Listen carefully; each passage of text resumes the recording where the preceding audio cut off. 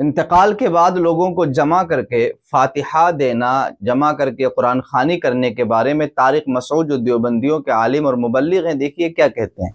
और अगर कोई मैयत के मरने के बाद ईसाले सवाब के लिए कुरान खानी करवाता है तो ये रुक़या नहीं है बल्कि इबादत है ना। इसके लिए सबूत चाहिए ऊपर से, और वो सबूत हमारे पास नहीं है। कुरान और सुन्नत से, सहाबा से कभी नहीं देखा कि हजरत अबू बकर का इंतकाल हुआ तो आपने देखा कि हजरत उमर ने कुरान खानी करवाई हो। इसमें यह है कि जो जहां है जैसे है अपनी तरफ से जो भी मैयत को पढ़ के सवाब पहुंचा दे या सदका कर दे, उसके लिए इज्तिमा करना, लोगों को बुलाना, ये अमल बिदअत है। तो रुको जरा, सब्र करो। ये आपने सुन लिया। अब जरा तारिक जमील साहब का ऐलान भी सुन लीजिए।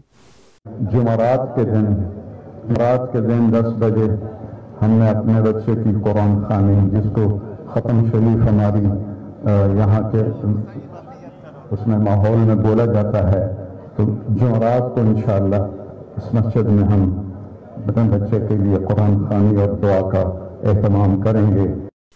सुन लिया, ये भी देवबंदी हैं, ये भी देवबंदी हैं। एक साहब कह रहे हैं कि मरने के बाद ऐसा नहीं किया जा सकता, दूसरे साहब वो काम कर भी रहे हैं। पूछना ये था कि अगर ये चीज नाजायज है तो आप क्यों कर रहे हैं, और अगर जायज है तो आप रोक क्यों रहे हैं?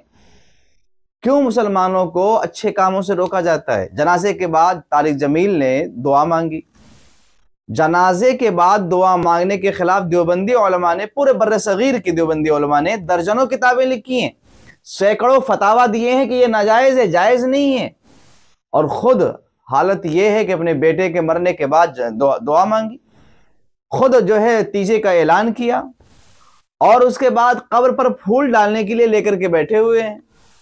तो आखिर जिस चीज को अगर आप नाजायज कहते हैं तो आप खुद क्यों करते हैं, और अगर जायज था तो मुसलमानों को रोकने की क्या वजह है?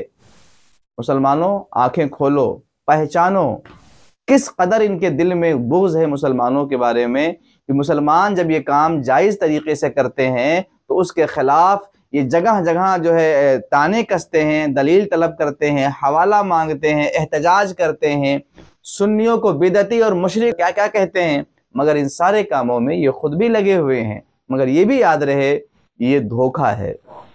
ये अकायद के मामले में वही हैं जो थानवी, गंगोही, अम्बेठवी और नानातोवी के अकायद थे, वही इनके अकायद हैं। ये मुसलमानों को लुभाने के लिए इस तरह के काम करते रहते हैं।